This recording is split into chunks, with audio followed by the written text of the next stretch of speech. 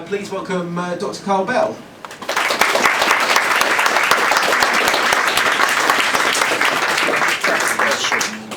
So I was offered this very kind opportunity to talk to you about Springheeled Jack, and like Springheeled Jack, that could have roamed anywhere, that paper could have gone anywhere, but I thought, well, it's London Fortean Society, I'll talk about Springheeled Jack in London. So what I'm going to focus on tonight is his origin in this city. Right, so I want to focus on the way in which oral rumour and the metropolitan press, not necessarily working together, sometimes against one another, I'm getting some singing here now, to create this urban legend that has persisted throughout the decades. To get in, first of all, particularly if you want to leave early, I'm not going to be able to tell you who he is, or what he was. I don't know. I haven't been able to find out. And really, as a historian, I'm not interested. I'm more interested in the mystery and what it meant to people at the time. That wasn't me. That was somebody pressed the button. And really, that's what I'm focusing on. No, I don't want to deal with that. The problem with Springheeled Jack is that he's actually become very fixed in the imagination. People have got a fairly strong sense, if you've heard of him at all, of at least what he is. There's something to do with lots of leaping. There's something to do with perhaps fire breathing and claws. And this character is very much fixed. But when you go back to the original sources, I'm going to go. Just pick this one. It's away from the speaker. You need to stand here. Oh dear. Sorry, it's turning into a comedy show. It is. We're united Schadenfreude. Right. Any better? I don't know. I can't hear from up here. Closer a bit. Just a bit closer. Yeah. Yeah. Like that. Yeah. Yeah. Good. Thank Right. As I was saying, and there's a beautiful slide eventually of painting dreadful images of Springheeled Jack, the person who we remember. But the point is, we're remembering a fictional creation from the 1860s, so 1867, 1868, and then several other series. The origins are, in some ways, a little disappointing, but I will illustrate how they evolve, how this creature emerges. Right, and that's really what I want to do. So I want to do three things. One, I don't really know if there's anyone in the country who I could probably talk about Springheeled Jack with, then it probably is London Fortean Society, but I don't know how much you kind of know about the details. So I will be sketching out his evolution between September 1837 and April 1838. It's this kind of season of terror, and that's what I really want to focus on. And then I want to look at why did he change from pretty much a Commodore Garden ghost into something that we all remember and we're actually willing to turn out on a January night to come and listen to and talk about. And then finally, I want to explore the kind of tensions between different interpretations at the time, between the press, between the press and oral rumour. So that's really But I won't. Can we just quickly knock on to slide 2? Hang on.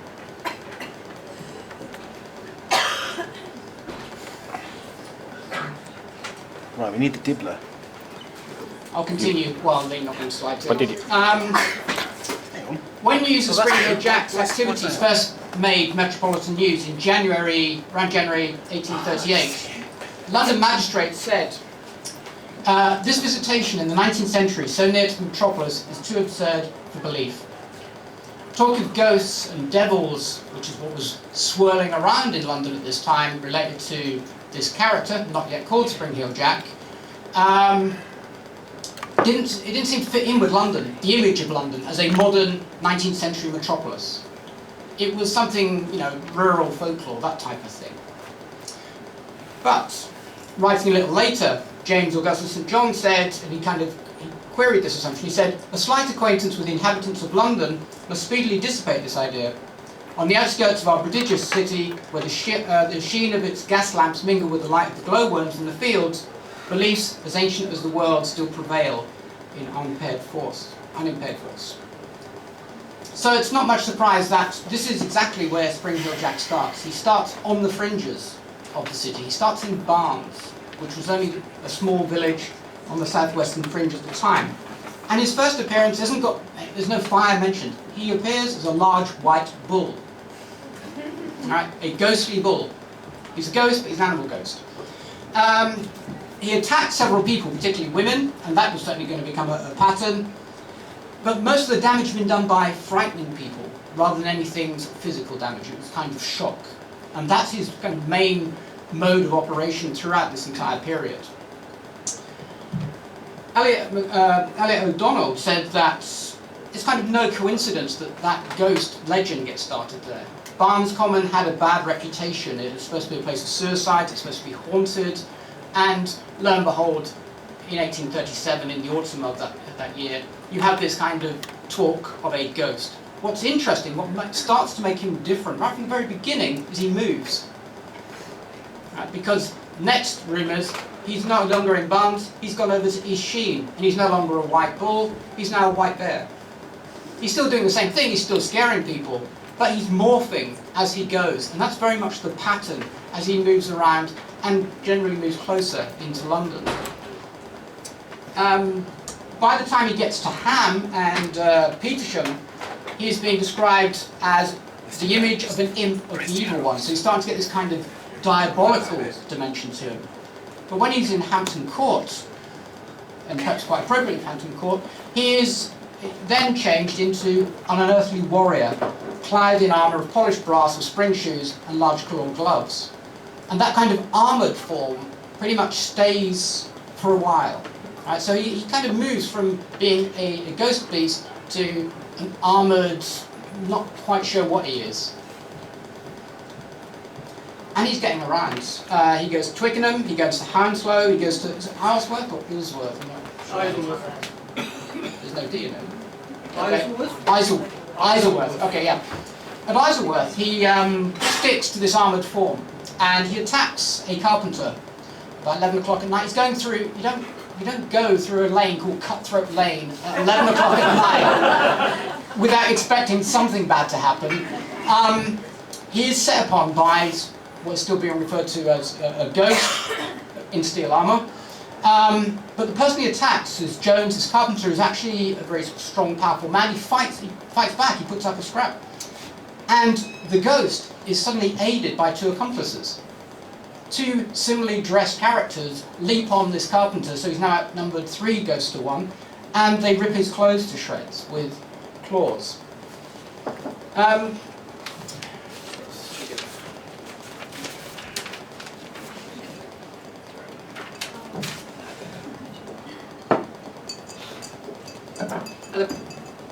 The report in which that occurs doesn't make any more of the fact that there was more than one. But it does seem to set the idea that becomes the kind of set opinion of the press, which is that there's a group of people doing this. It's not just an individual, and it's some kind of prank. And I'll come back to that a little later. In the meantime, he does get around, as I said. He goes to Heston, Drayton, Harlington, Uxbridge, and then the Morning Chronicle noticed that he must have got the train back on the Western Railway because he comes in from Hanwell, Brentford, Ealing, Acton, Hammersmith and Kensington. And at Ealing he jumps on a blacksmith and attacks him with the iron claws. So he is willing to mix it up, although his preferred victims are women, not always the case. But as these accounts kind of come in from all over the place, you can start to see how it would shock people. You've got to remember the speed of travel isn't that great in 1837, and yet you've got this thing bouncing around all over around the city. In late December and January, early January, he's supposed to be in St John's Wood and showing how you can mash these things up. He is described as a bear, but a bear wearing chainmail. In Lewisham and Blackheath, he is supposed to have created such fear that women and children wouldn't dare leave the house at night once it was dark. And they have... Is there any... Are we moving these on? This is the Morning Chronicle. Scoundrel. It does mention Lewisham in it. Yeah, that's the one. Yes, Yeah. you're right. Spot on. All right, so I don't have to read through it. It's you'll never be able to read that. I'll tell you that. Sorry, I just saw how far away that is. Right, so on the 28th of December 1837, the Morning Chronicle published this, and it said, Some scoundrel, disguised in a bearskin, wearing spring shoes, has been seen jumping to and fro before foot passengers in the neighbourhood of Lewisham, and has in one or two instances greatly alarmed females. He's been named Steel Jack by the inhabitants of Lewisham. Now he's talked about jumping to and fro, and you think, okay, well there's the big springing bit, but it kind of sounds more like sort of, that sort of bouncing thing, because he's supposed to have these spring shoes. He's not leaping tall buildings in a single bound or anything like that. He's not leaping over carriages. All that is kind of the fictional penny dreadful stuff of the 1860s. The 8th of January is a really kind of key time, a key sort of turning point in this, in that these rumours have built up such a momentum that Sir John Cohen, the Lord Mayor of the City of London, mentions it to journalists, and he's kind of got letters from people, particularly somebody who signed themselves as a Peckham resident, who wanted to notify him that there is fear brewing in the suburbs of the metropolis. Now Cohen's not particularly keen to get involved in this. He kind of says, well, he hasn't come into the city yet, so I can't do anything about this terrible visitation. But he's kind of a little bit sort of mocking and generally taking the piss. He says, if you could furnish me with a description of the demon, as I would have been able to catch him, then please, do. But that very much backfires. He's inundated with people from all over the place writing letters to him, explaining, I've seen him here, I've seen him there, this is what happened to, and so on. For example, an inhabitant of Stockwell signing that, nobody really wants to give their names to any of this, they're willing to. They informed the mayor, and through the fact that it was publishing in the press, a bigger readership, that he'd been seen and he had scared several people in Stockwell, Brixton, Camberwell and Vauxhall, and that these encounters had actually led to some people dying of shock. Mr. Hobler, who worked for the mayor, said that it's very unlikely if that would have happened, because the press would have picked up on such sensational matters. But then when you start hunting around the newspapers, you do find things where people aren't dying of shock, but it's actually quite debilitating. You have this example from mid-January. The daughter of Plutarch Dickinson in Dulwich encountered a figure enveloped in a white sheet and blue fire as she returned home. And the press report said that this encounter had nearly deprived her of her senses, and that she was now lying in a dangerous state of health. So there's a kind of miasma of rumour going around. The journalists tried to get to the bottom of it. They tried to track down named witnesses, named victims, but it proves extremely difficult. That was the Peckham residents' letter to the mayor, which was published in the Times the next day. That's where Springheeled Jack goes, not kind of global, but he goes metropolitan, because it would have been on the sort of the breakfast table of all respectable people who bought the Times in London. Have you got the next one? Yeah, that's. Sorry. That's one. Yep. The Morning Heralds, they sent journalists around to try and find people that said, although the stories are on everybody's maps, no person who has actually seen the ghost could be found. When the reporter located named individuals, they immediately denied all knowledge of it and directed him to other persons who they'd heard had been ill-treated, but with them they met with no better success. So Springheeled Jack is already operating in kind of what we now recognise as a sort of friend of a friend type urban legend approach. It's always slightly distant, slightly removed from anyone who can be sat down in front of a journalist and sort of have to speak about it. And the penny satirists, it's kind of a clue in the name of the publication, they have some fun with this. It's kind of useful in summarising some of the rumours. It says the ghost is generally about the size of a man, but it takes various forms. Sometimes it has the shape of a bear, sometimes it jumps like a kangaroo, and very frequently it's dressed like one of the Knights of Jerusalem in shining bright armour which gleams like phosphorus. We saw a man, and this is kind of where they are mocking oral rumour, if you like. We saw a man who told us that, being at Ilford one day, he met a man who told him that he had fallen in with a woman who positively showed him that she knew a girl who fairly lost her wits by the sight of the ghost. And it's that kind of chain, and yet he continues. A lot of this changes, this kind of haze of rumour change in February, because then you have somebody willing to come forward and testify before a magistrate in a police court about an attack. And this is perhaps his most famous attack, and it's quite a bit on this. The fact that this person, it's called Jane Alsop, came from a respectable middle-class family in Bow, and yet the entire family were willing to turn out and back her on this and kind of support her story, gave it some credibility. They were taking quite a risk because the press was talking about this is the gossip of servant girls, and yet they came forward and they gave this account. In this account, which is the next slide, on the 20th of February, the Alsops had been at home in Bearbinder Cottage near the village of Bow. About 8:45, there was a ringing, quite a vigorous ringing on the garden sort of bell they had on the gate. And the middle of three daughters, the 18-year-old Jane, she went out to see what all the fuss was about. And there was a cloaked caller waiting for her. And he said, "For God's sake, bring me a light, for we've just caught Springheeled Jack here in this lane." And so she went rushing back into the house, she brought him a lighted candle, she handed it to him, and this is what happened. This is the police account of her testimony. He threw off his outer garment and applied the lighted candle to his breast, presented a most hideous and frightful appearance, and vomited forth a quantity of blue and white flame from his mouth, and his eyes resembled red balls of fire. From the hasty glance which her fright enabled her to get at this person, she observed that he wore a large helmet, and his dress, which appeared to fit him very tight, appeared to her to resemble white oilskin. Without uttering a sentence, he darted at her, and catching her, commenced tearing her gown with his claws. She managed to get away. She got to the front door, but he attacked her again, and this time he was scratching her neck and her arms, and he pulled out a lump of her hair. She was eventually pulled inside the house by her older sister. Her younger sister basically freaked and wouldn't move. So the older one pulled her inside. They locked Springheeled Jack outside, and yet the persistent little buggery stayed there. Went upstairs and started shouting for the police from an upstairs window.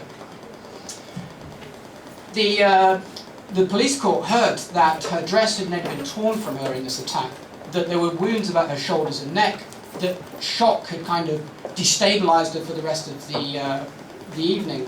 And she said that these scratches and wounds had been inflicted by what she said was Springheeled Jack's claws or teeth.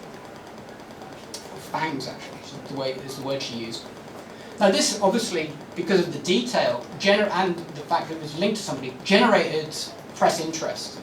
And they followed the subsequent investigations. There was a police investigation, one from Stepney, and one conducted by an investigator linked to the police court where she had come to give her testimony, a man called James Lee, who was a very able investigator. Both of them said that she had, in her fright, misread the sign. She'd seen devils and she'd seen kind of strange white clothing. They said there was no kind of supernatural mystery to this. They disassociated it, in fact, from the attacks of, to quote, the individual who was stated to have made his appearance in different outlets of the metropolis in many different shapes. So they're trying to say it's not to do with this person. The oilskin and the helmet were talked away, by Lee at least, as a white shooting coat and a peaked cap, because the suspect had supposedly been shooting on that day and he was still wearing these things when he attacked. And in fact this was followed up on the 4th of March. The Examiner reported that two men had been taken in for questioning, Payne and Milbank. But after lengthy examinations there wasn't enough evidence to kind of make a case, and they had to be sort of released. And with that kind of interest, at least as far as I can find in the newspapers, fades away.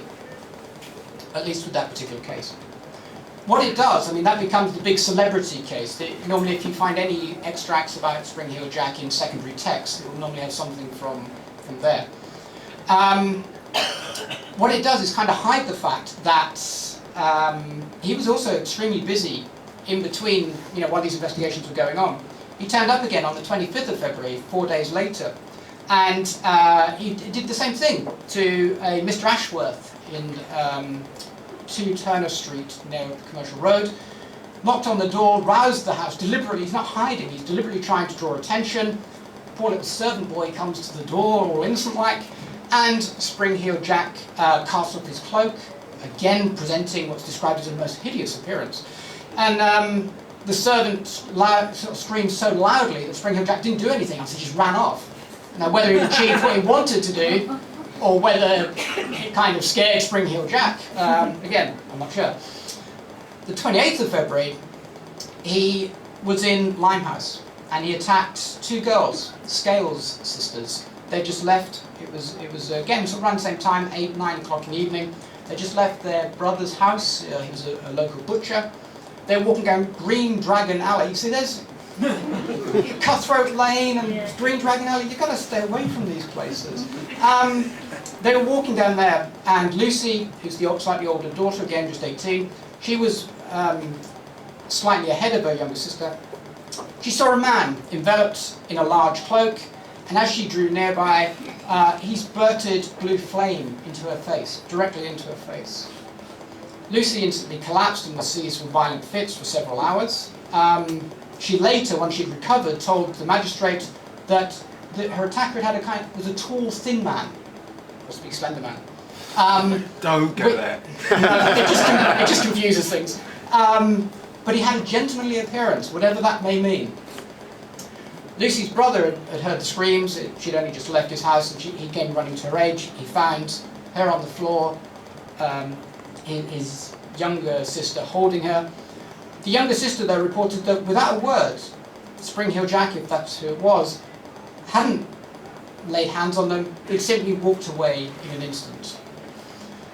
So the attack on Lucy Scales doesn't get the same sort of headlines, or none of it gets headlines, but they don't get the same sort of column inches in the newspapers as the Allsops. There could be a class element to this, in that it's newsworthy if it happens to a sort of a nice, respectable middle-class girl, less so if it happens to a butcher's sister in Limehouse. But also from the press's point of view, there's a lack of dramatic content in this. She drops like, sort of as in Polak as soon as she gets the fire blown in her face. But the real damage to her is the shock, not anything. There's no mention of burns afterwards. And the really disappointing thing is he just walks off. He doesn't even bounce off. He doesn't stride off. He walks off. Which, in all of these accounts, there is no big leaping. I'm sorry, it's not my fault. It's the way these things have developed. By March, things start to wind down. People are starting. No one's being arrested. Nothing seems to be happening with this. And you're also getting very obvious imitators starting to appear. For example, you have Charles Grenville, describes a tall, ill-favoured young man who was charged with having frightened a number of women and children nearly into fits by imitating the silly and dangerous pranks of Springheeled Jack in Kentish towns. So they're saying he's not Springheeled Jack, he's a naughty boy. And in fact, he was considered weak-minded but perfectly harmless. He's sort of the local idiot, I guess, who's sort of running around. He donned a huge mask, painted blue and bright at the lips, for a bit of fun. And the magistrate went along with this. This wasn't Springheeled Jack. He said that he did release him, but said, just, don't do it again. These pranks, these kind of false, they also kept Springheeled Jack's name in print into March. There's several of these things springing up. But the point is, he'd already gained enough kind of, sort of credibility or something in the sort of London imagination, whereby you can have a whole bunch of people coming in before magistrates for scaring people, and none of them were assumed to be Springheeled Jack. They were just sort of copycats. The real Springheeled Jack was always somewhere else. And in fact, the Times reported on the 14th of April that he was somewhere else. Apparently he had left the capital, and he'd gone to the Sussex coast. And he'd also given up his demonic form and reverted back to the shape of a bear or a four-footed animal. I'll come to those. So that's the kind of sort of the end of the season of terror, if you like. The interesting thing, I think, or the question that I want to suggest is interesting, is that there were hundreds of rural ghosts around in 1837. You could go onto anywhere and throw in a rock and someone would have known about a rural ghost. What begs the question is, what was special about him? Why did he change into this thing which has kind of gained such momentum and stayed with us? I'd like to suggest three things, really, work in conjunction. One is the evolution of his supernatural identities. Now, this obviously isn't working on a scale of credibility. He doesn't become more credible as he becomes a demon or a devil. but it's to do with their kind of imaginative power and appeal, each one becoming more potent than the last. Now, how far this is to do with pranksters dressing up in different disguises, or whether it's the imagination of people running away with themselves, I'm not going to get into. But the point is, a beast man is perhaps more affecting than a phantom bull. An armoured man or ghost is more sort of it's stronger in the imagination than somebody in animal skins. And the devil or a demon is stronger than a ghost in the imagination. All right, there's sort of, ghosts of ten a penny. And so with each step, he's also becoming more individualized. He's also acquiring attributes that his conventional ghostly rivals do not have. Normally they're just white, in a shroud, and kind of, something of sort of cookie cutter type sort of phantom type thing. Compare that with Springheeled Jack. He kind of acquires armor. Then he acquires metallic claws. He's very athletic. He's predatory. He's not a kind, he doesn't just float. He doesn't just stay in one place. He comes after people. He attacks you in the street. And obviously his fire breathing really tips that over into a completely different dimension. It kind of, all these allusions to the diabolical. It means that he towers, by the time he's developed this way, he towers above kind of your common or garden ghost, whether they're in London or outside London, 1838. Secondly, is that individualized, very emotive name.